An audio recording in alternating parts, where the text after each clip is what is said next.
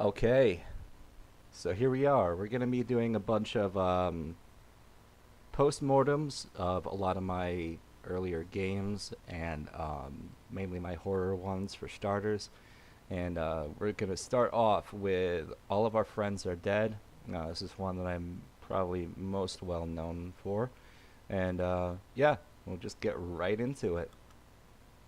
Um, the poem here at the beginning actually came from a nightmare. So that's your first little tidbit. Okay. So, um, All of Our Friends Are Dead hasn't aged super well. But then I was never really meant to make a game that was super complex. My main goal was to just try and create something very quickly, be able to create a lot of work in a relatively short period of time. That was my design choice for a lot of the things I did in here, including like the limited color profile, um, the sprite limitations. All of that was very, very limited.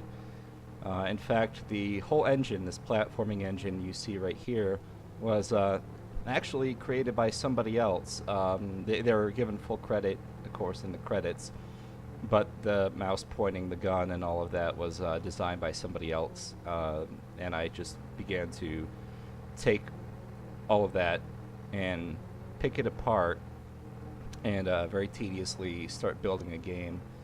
And that's how a lot of this came to be. Um, I wanted to have destructible barrels because, well, if you know anything about me, I have a very unhealthy obsession with the game Doom, so that had to be featured in there. I also wanted to have these NPCs. I don't know if we can reach him. But yeah, I wanted to have NPCs that gave the audience the illusion that they might be able to run into somebody that could help them or explain something about the world around them. And then, oh shit, this is going to be quite a playthrough. And then once they reached that NPC would vanish, and there wouldn't be anything that you would be denied that kind of closure. Oh yeah, he actually stands there though. Okay, yeah, some of them stand there, but nobody really communicates to you, or if they do, it's a very ambiguous thing they say to you. All right, and these are the first bad guys you come across. Their design was originally supposed to be very humanoid at the top, and then actually branch out into the tendrils and tentacles beneath. And it didn't look good, so I went back and I completely redid the head so that it looked completely alien. The big faces, obviously a nod to H.R. Giger. I always liked the idea of entering enormous mouths. I think the first game I ever played that had a giant mouth in it that really caught my attention was Quake 3 Arena. And I thought that was cool. I wanted to see more games that did stuff with that, so that's me doing that.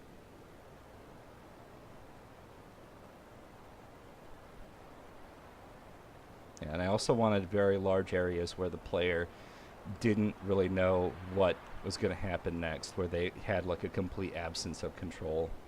Um, this game is very, very hard, even for me.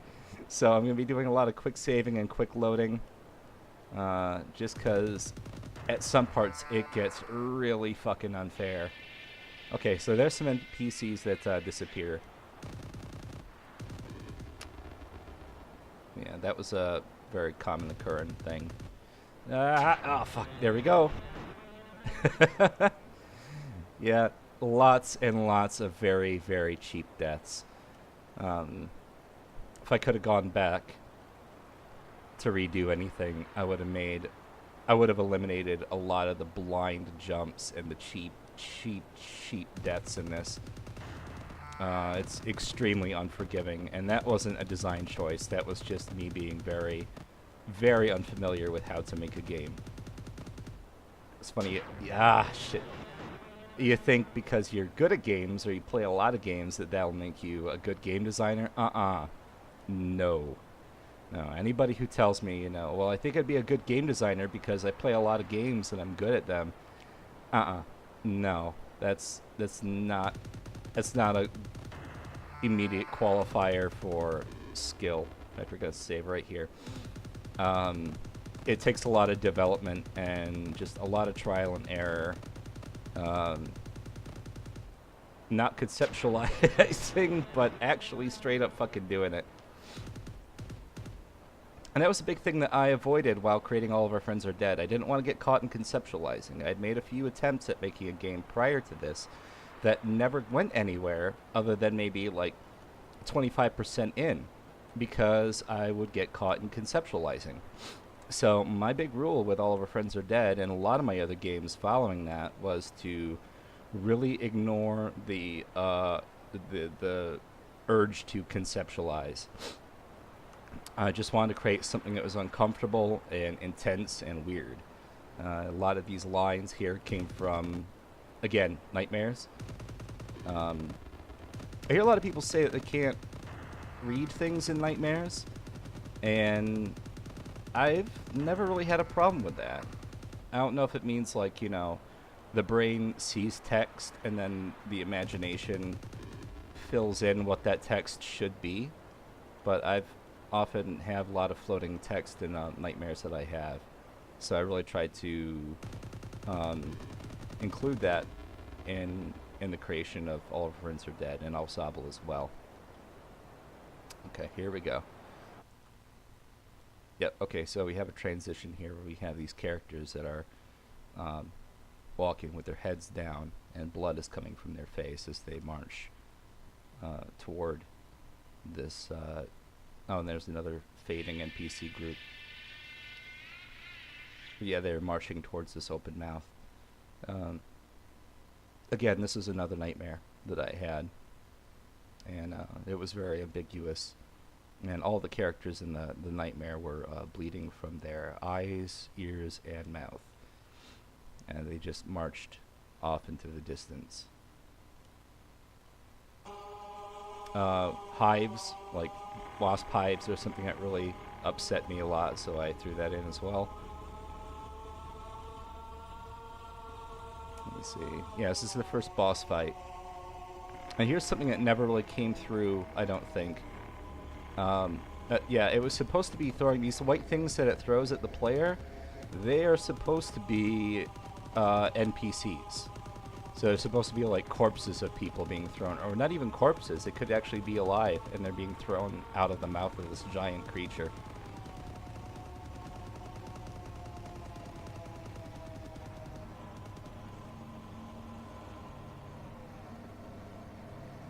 And that guy was made in Photoshop, and I used the blur tool a lot, the blur and smudge tool. Once I got all done, I removed the color. I dropped the color count way down. I just dropped it down to 2 colors, and it kept a lot of the swirly, swarmy, twisty details. Okay, so a pillar has risen up out of the blood. Sleep in. That was a cheap, fake death. I was talking with somebody the other day about how it's important in a horror game to create in very controlled ways, not overwhelmingly, but to create the sense of impending failure. It's kind of like giving them a false execution where the audience believes they're about to get proper fucked, pardon my French, and then pull that away from them in the last moment. If you do that right and you don't overdo it,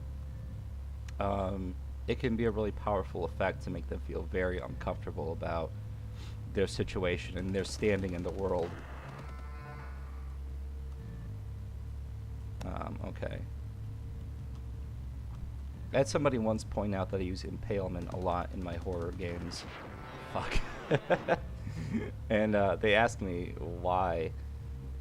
I think somebody once actually presumed that I had some kind of weird, dark fetish with impalement. I don't.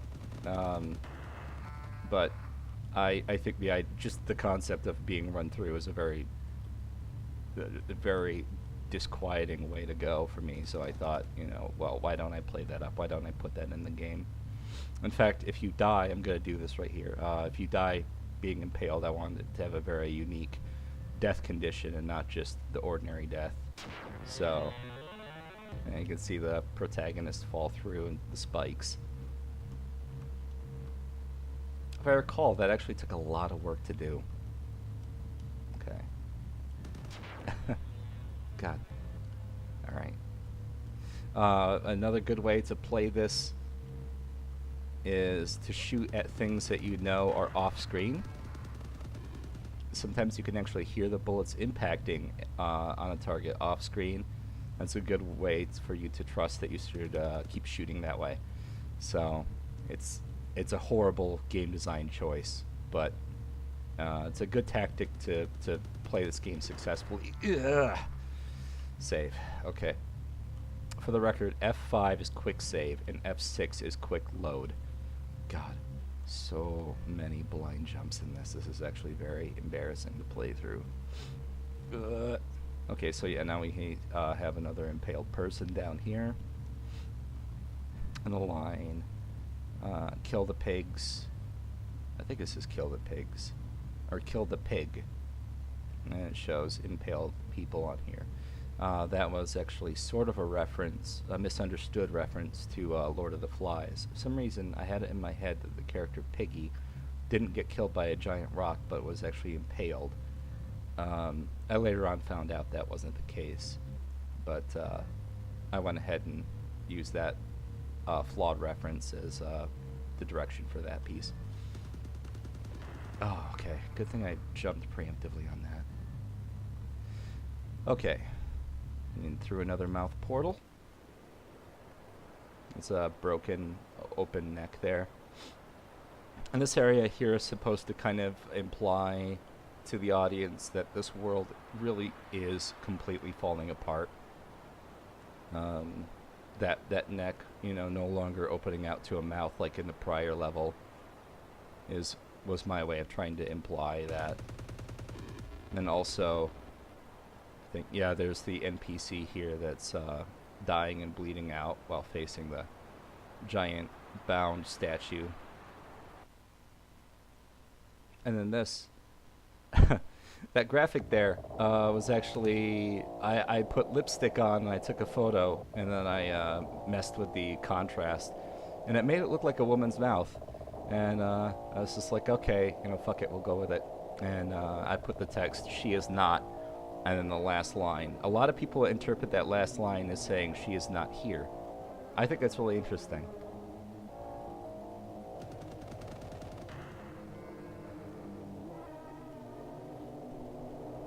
Okay. What can I say about this part? Well, I can actually talk a little bit about how I created the sound for this. My sound tools, even to this day, are FL Studio and Gold Wave.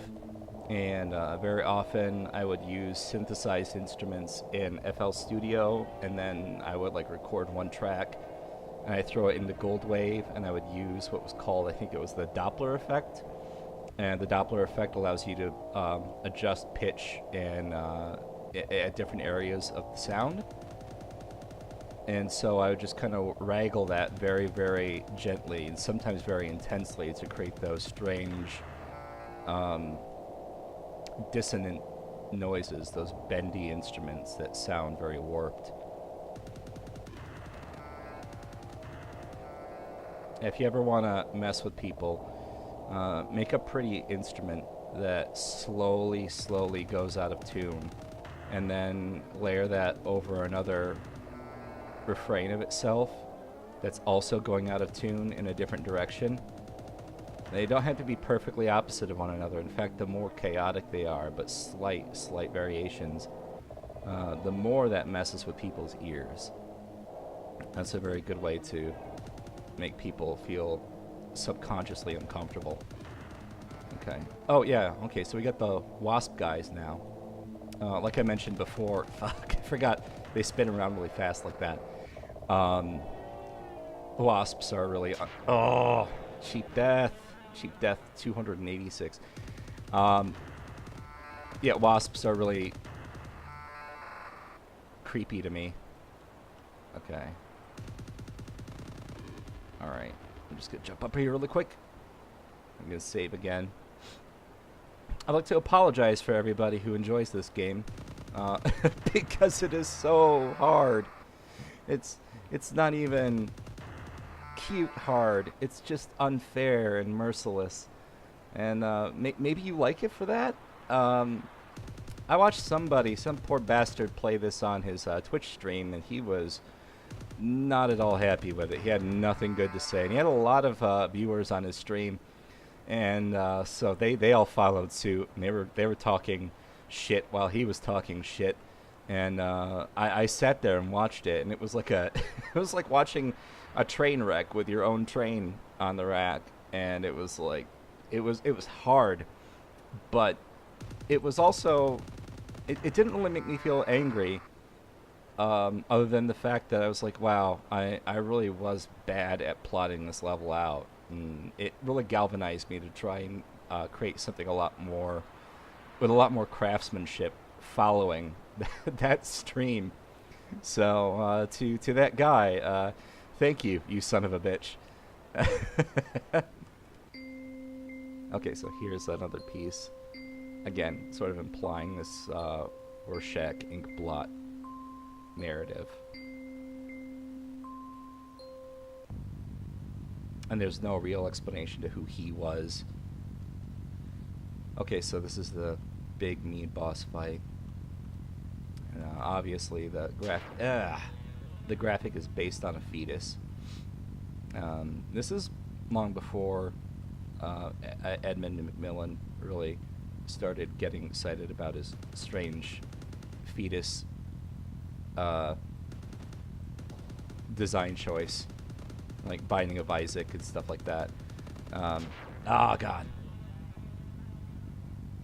So I thought I was being pretty original with this, but not really. You know, when you really think about it, it's a surefire way to mess with people if you include fetuses in your work.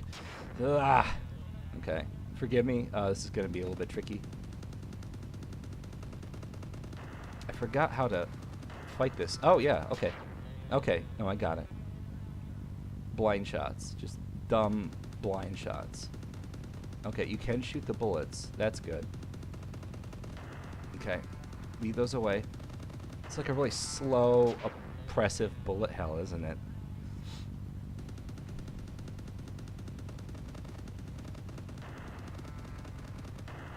Okay. Alright, good. I did make the concession of having the bullets self-destruct once the boss died. I'm glad for that. Alright. Down to the pit. We have the blind characters again. And they're marching toward, not a mouth this time, but a pulsating blue orb. Also, with my sound, I like to use silence in a lot of areas. Silence can be really powerful. I think a lot of people that make things like horror films, especially here in the West, we have this idea that we need to continuously throw texture into scenes to create mood, and it's good, but it often can become overkill very quickly. You can start kind of numbing people out to unwelcoming sounds if you just continuously give them an unwelcoming sound. People toughen up to visual and audio horror very quickly if you give them a pattern. Then they just start becoming almost like Pavlovian to what's about to happen next. So you want to take that away from people on a frequent basis. Okay, so we'll go to the next act here. Alright. I'm gonna save.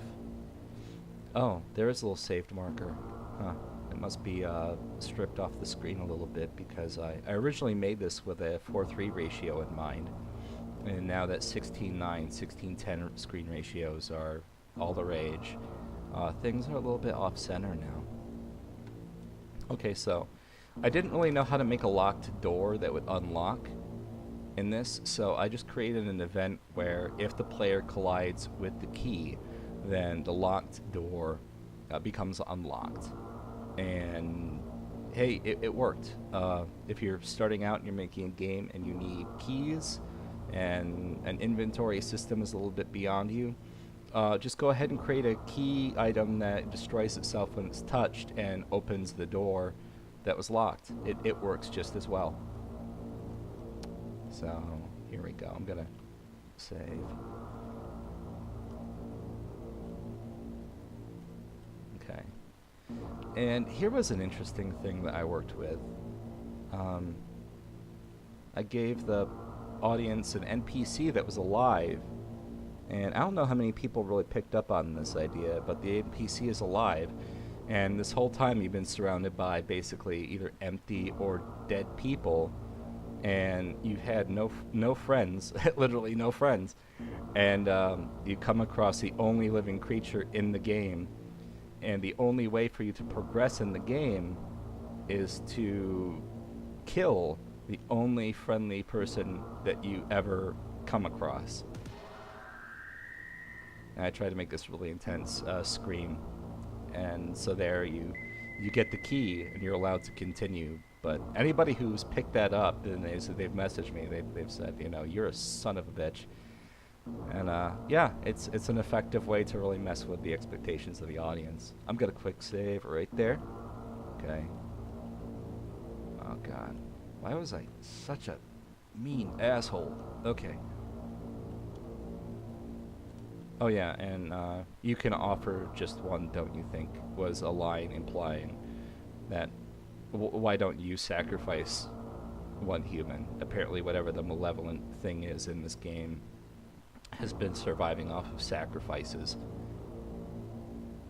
So, okay. Okay, so things are starting to heat up.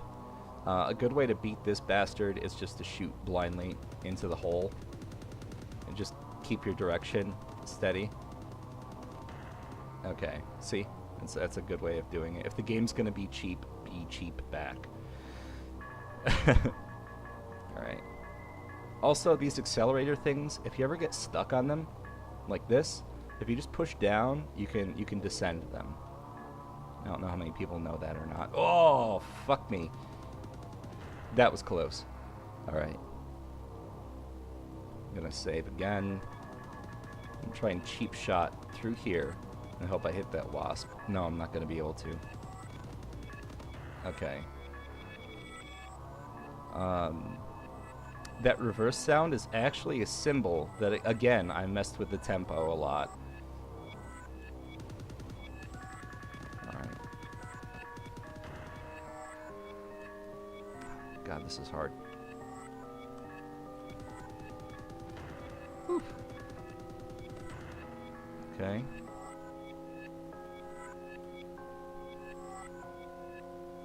The more I play this, the more I think I should make a new trash game. A little bit nicer, but just, yeah, a trash game. Ah, and the line here, it says something very proud. Again, I've had a lot of people ask me what that means, and I have no idea what that means. It shows you, again, the dead character that you sacrificed earlier.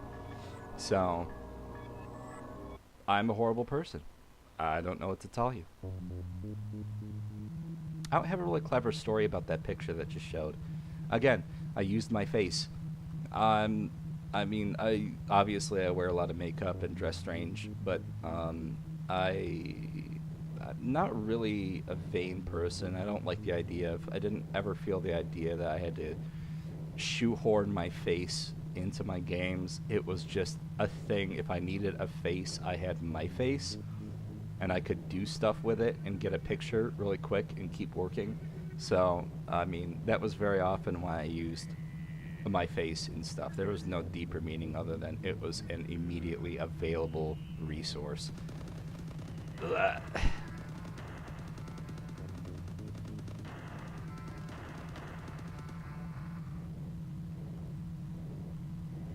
Okay, save here. Whew.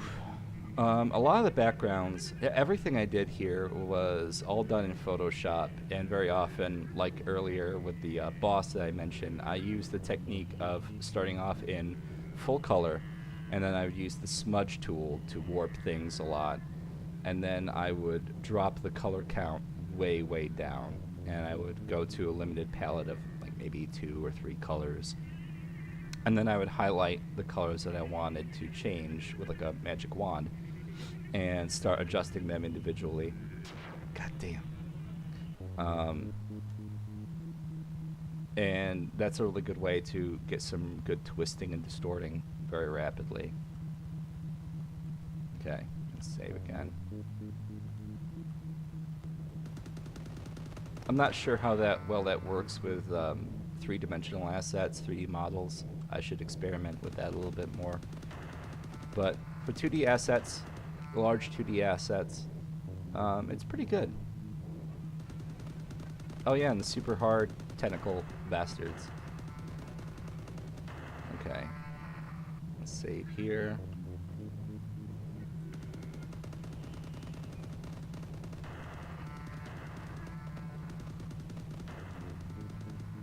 Okay. Alright, now there's a key here. Even for me, it's hard to get to. I made it way harder than it needed to be. It really... The best way to do jumps in this game is jump later than you expect you should. Going there is okay. Going back is hard, especially here, because you're always going to hit your head right up there. So, yeah, just jump later than you think you should. And even that won't save you. This one almost has to be pixel perfect. Okay, see? It's so slippery.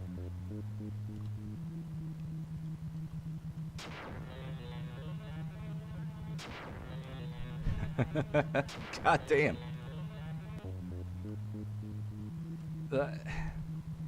Okay, save. Alright. And we're coming up to the last leg of the game. Shit, that was close. Probably should have done more to outline this pillar here. This is another really cheap, meanly cheap thing. I'm not cool with that. That weird voice that you hear in the background here, if I recall correctly, I think that was a recording I made of myself again, and I time stretched it way, way, way out. I did a little bit of pitch changing, but I tried to keep it pitch appropriate. I'm gonna save again.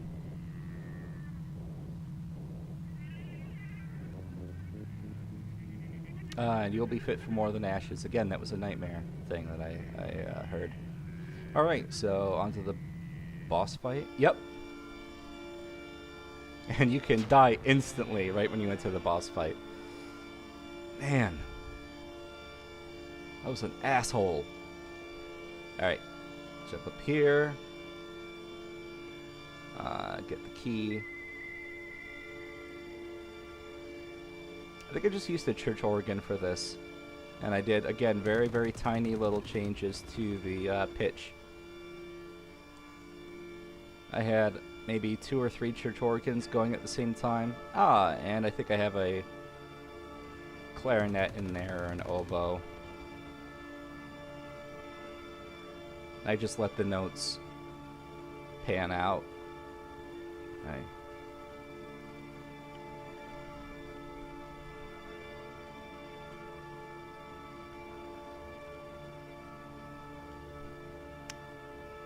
Oh good, I didn't get a cheated death there.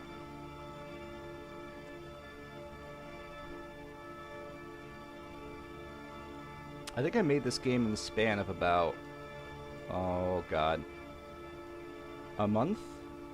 Less than that? It was very quick. I had a day job at the time. I just worked at a store in the mall. And so I decided to spend my free time at home learning how to make video games. At the time, I think I had a lot of friends who were starting to get into stuff that I really wasn't super keen with. And it wasn't that I didn't want to be friends with them, I just didn't really want to be involved in what they were getting involved in too much. So I spent more of my time at home learning something. I lived in a pretty rough city, and there really wasn't much to do, so misadventure was very easy for a lot of people to get into. And I started seeing how that would pan out for people, so I tried to keep away from it. Alright, so here we go. Leap into this, leap into that. Alright, and asymmetric boss, where her heart is protected by 2 squares, and she keeps throwing wasps at you. And you have to keep destroying this to remove that. And then it comes back, you have to keep going back and hitting that. I like that, actually. I might have to try and revisit that concept again in something. And then the enemies that she throws out are sort of denying you from being able to access her weak spot quickly.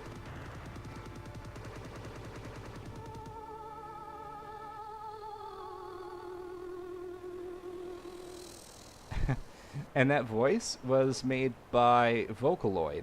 I had just gotten a demo of Vocaloid, and I made a recording of the Vocaloid voice thing saying something, and I just slowed it way down and added echo and other stuff to it in Goldwave. It was the death sound of the fallen goddess, I guess you'd call her. And then here's the exit portal.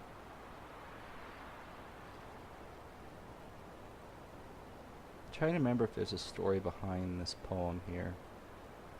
In ruin, twist and tumble, forgot the smell of home. No soil beneath our footsteps, no marrow in the bones. Listen at us, will you? Share with us your head.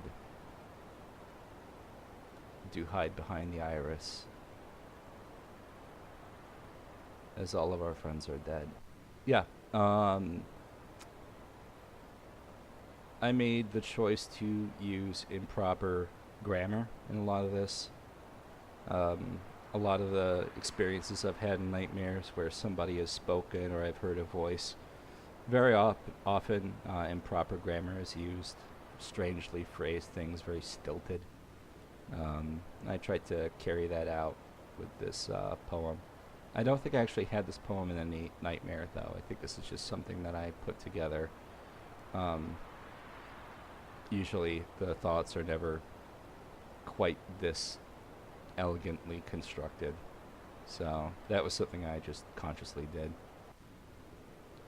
I left the ending very ambiguous. I wanted the whole game to be extremely ambiguous so that people could just sort of form their own opinion on it. And also help me to keep creative and keep moving forward without having to get trapped in the allure of world building, like trying to explain everybody's motive or the backstory of the land or who the villain is or anything. By freeing myself of that, I was able to create stuff very, very, very, very quickly. And in fact, I recommend that to anybody. I mean, both people who are starting out or people who have been creating games for a long time. If you find yourself stalling a lot and you need to find a way to get moving again, get rid of the creation process, the conceptualization process. Just start with creating a technology and then have a few functions, decide what features you want to have be frequent in your game, and start making it look cool in a way that you like. And from there, just start kind of building out content and challenges, and then start building a little bit of lore. That might really help. It helps a lot for me. And I'll go a little bit more into that with the next video I do here regarding Ensemble. But for now, this wraps up the Postmortem of All of Our Friends Are Dead. It was a weird game. It was a very difficult game to play, but it was actually very, very easy to make. It was obviously one of the easiest games I created just because I had no idea what I was doing, and it was very wobbly-legged. But I'm still very proud of the work that I did, and a lot of the concepts that I sort of established while creating this still ring true a lot to me today. So, yeah, that's it. Thank you for watching. My name is Amon26. I'm still making games and just being a weird guy online. So feel free to contact me on Twitter. Again, Twitter at Amon26, or just leave me a message here on YouTube, or email me. Get a hold of me. And if you have any questions, I'll do everything I can to help and let you know. All right. Thank you. Good night.